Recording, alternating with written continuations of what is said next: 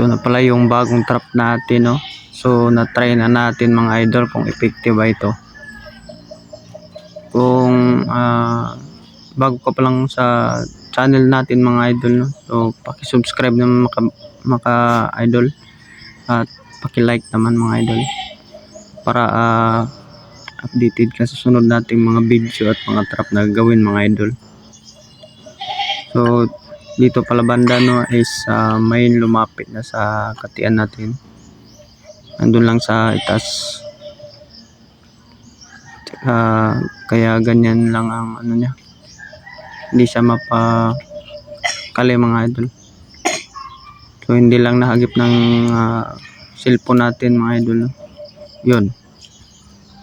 Yun mga idol, andun lang sa itas yung limukon mga idol. Ganyan lang siya mga idol, oh. Ayun na mga idol. Tignan natin mga idol kung makakahuli ba mga idol.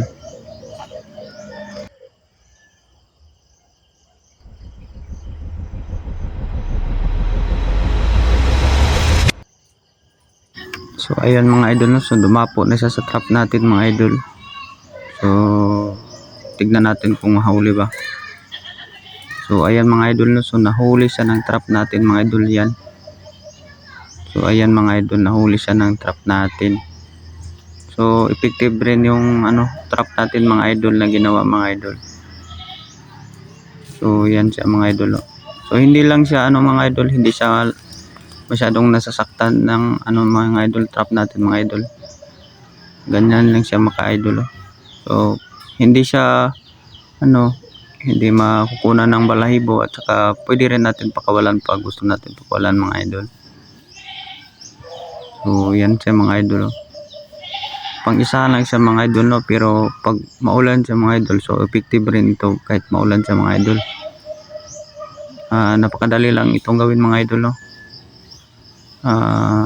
Pag lang kayo, pag gusto niyo magawa tayo ng tutorial natin trap na to mga idol, para gawin natin ng tutorial mga idol.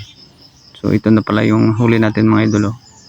So mukhang lalaki siya mga idol. So yan mga idol.